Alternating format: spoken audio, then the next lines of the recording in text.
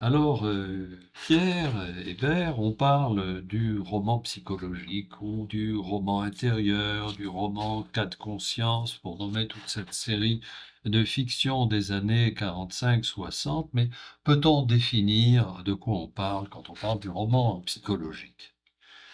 Je pense qu'il faudrait d'abord donner le contexte de l'apparition de ce Mhm. roman psychologique, et puis ensuite on pourra redéfinir ce qu'il en est précisément.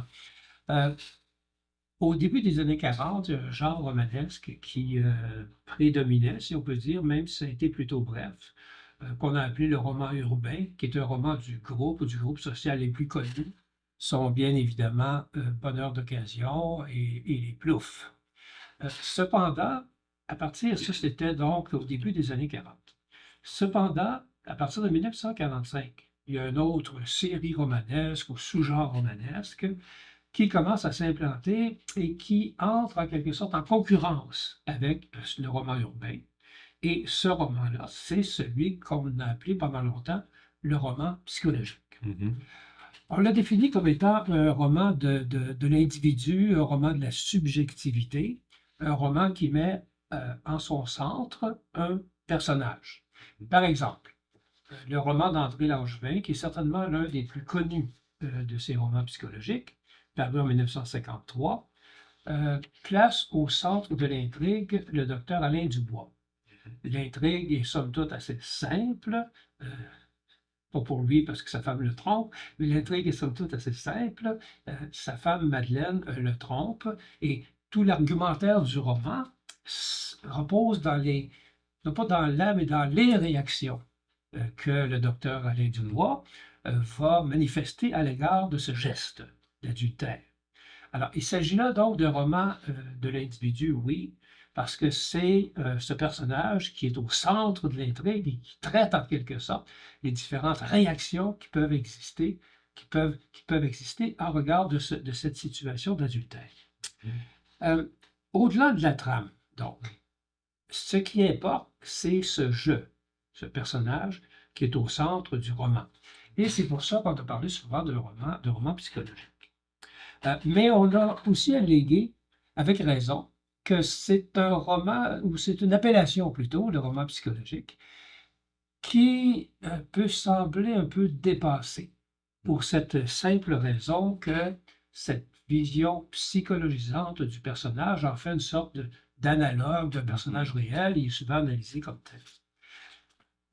Mais on peut lui donner un autre sens si on regarde le roman psychologique comme un renouveau esthétique dans le roman, qui a des conséquences éthiques et philosophiques. Et ça, pour moi, c'est vraiment le cœur de la façon, de nouvelle façon, en tout cas, ou d'une autre façon, qui n'est pas si nouvelle, mais qui n'est pas si courante malgré tout, de voir ce type de roman. Un roman qui amène un renouveau esthétique avec des conséquences éthiques et philosophiques.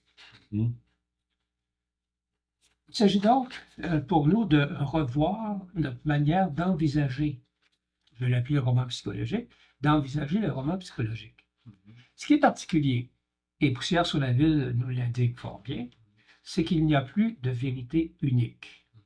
Parce que, dans ces années 40-50, le pouvoir de l'Église est encore immense, quoi qu'on en dise. On a parlé souvent d'un colosse au pied d'argile, mais ce qui paraissait davantage pour les gens de l'époque, c'était beaucoup plus le colosse. Et ce colosse-là, il va sans dire, euh, euh, continuait à promulguer qu'il n'y a qu'une seule vérité. D'ailleurs, Adélard Arbour, qui était un censeur du temps, dit clairement toute vérité nous vient d'en haut. Mhm. Vérité unique. Or, dans le cas de Poussière sur la ville, devant l'adultère, la réaction du mari n'est pas univoque, n'est pas unique, elle est multiple.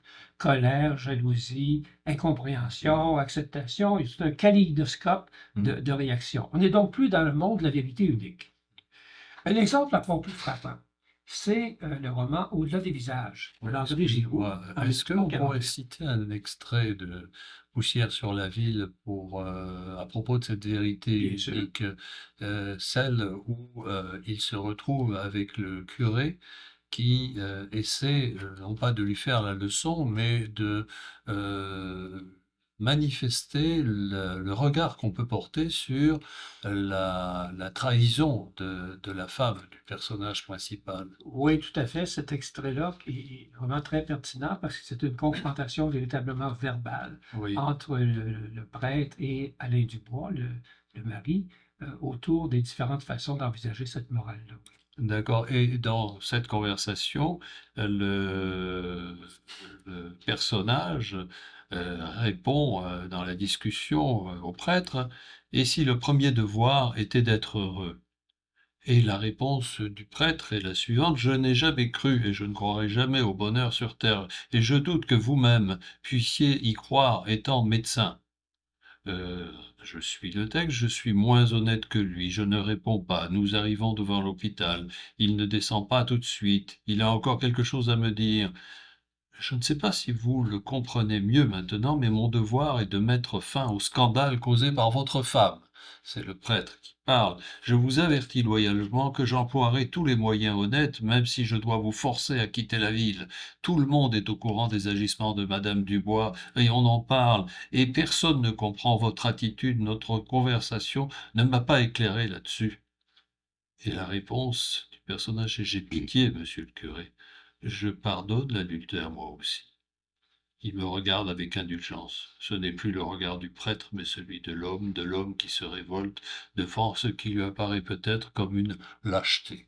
Voilà le climat donc éthique, social et religieux dans lequel se déroule le drame du personnage, le drame du jeu en question. C'est bien ça? Oui, tout à fait, le drame du jeu et la confrontation des points de vue multiples Mhm. opposés à ce point de vue unique qu'aurait voulu le prêtre, qui est la condamnation Oui. de l'adultère. Vous parliez d'un autre exemple. Oui, mais on aura peut-être Oui. aussi incidemment reconnu des accents camusiens dans ce texte-là. Oui. Dans Poussière sur la ville, il est très clair que la présence de Camus en sous-texte, particulièrement autour du mythe de Sisyphe. Mhm. D'ailleurs, on le voit avec la notion de pitié, de révolte, etc. Est vraiment très présente, Oui. sans parler aussi de thématiques sartriennes Mhm. autour du regard Oui. qui est très présent aussi, le regard dans l'être idéal. Mhm. Donc, quand on parlera peut-être plus loin des difficultés qu'a connues ce roman psychologique, c'est certain que la présence de Sartre et de Camus en sous-texte n'est sûrement pas.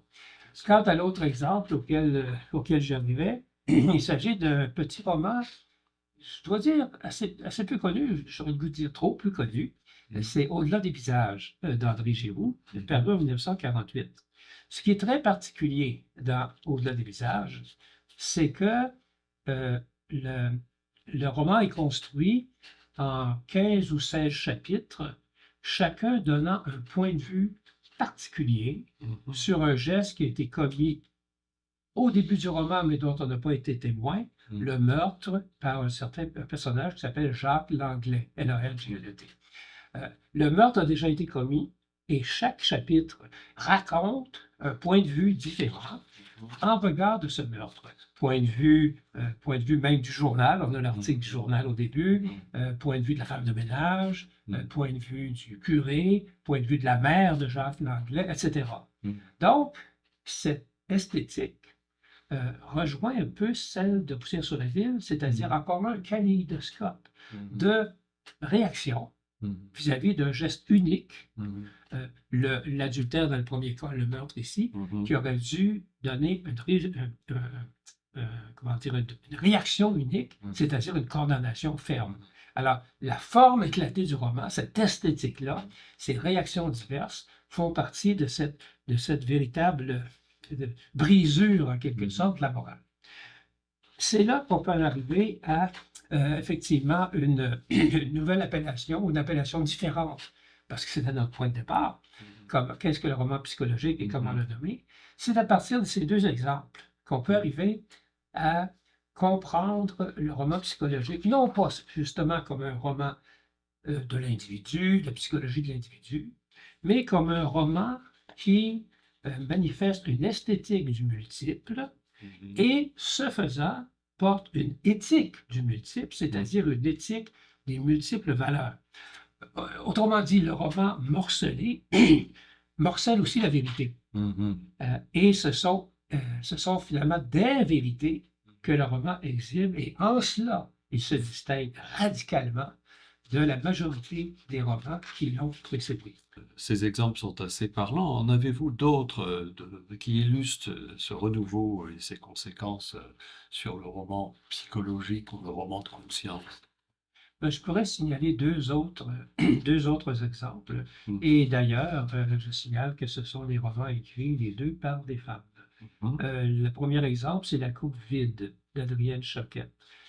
Il s'agit, l'histoire est assez simple, il s'agit d'une Américaine aux mœurs assez dissolues qui vient passer un été au Québec, et elle trouble profondément quatre jeunes gens qui ne s'en remettront pas trop, et le tout se terminera par un meurtre. Je ne raconte pas toute l'histoire, mais vous voyez déjà à quoi peut ressembler le topo.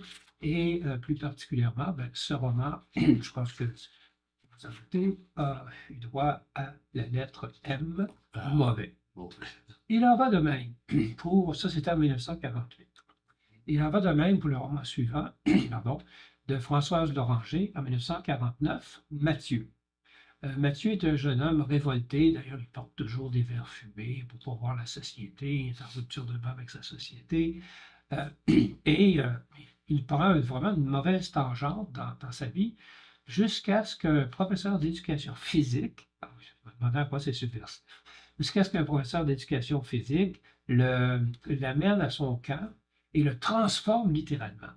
Or, ça a été très mal reçu, ça, parce que c'était une transformation à partir du corps et non pas à partir de l'esprit. Et je ne blague pas, le critique le plus virulent de l'époque, le père Paul Gay, l'a bien noté que c'est pas par là qu'on arrive à la guérison spirituelle. Ce roman-là a eu aussi la cote M. Mais il y a une petite histoire qu'il faudrait peut-être aussi raconter. Mathieu a été publié par qui d'autre? Le Cercle du Livre de France. Je parlais tantôt du prix du CLL, du Cercle du Livre de France. Ce prix-là est fondé en 1949, la même année que la parution de Mathieu. Or, Mathieu concourait, bien évidemment, au prix du Cercle du Livre de France, et le jury était complètement divisé, parce qu'il y avait quand même encore des membres, des religieux dans le jury. Alors, ils n'ont pas réussi à se faire une idée. Alors, le prix a été attribué du bout des lèvres, si on peut dire, mais l'éditeur en a profité. Il a mis un beau bandeau lorsqu'il a publié le livre en disant voici le roman qui a fait scandale, que le jury a eu de la difficulté. Alors Pierre Tisser s'en est servi habilement pour, encore une fois, faire une sorte de pied de nez à la censure et assurément mousser les ventes de ce roman, donc Mathieu de Françoise Loranger, 1949. C'est bien noté, merci Pierre.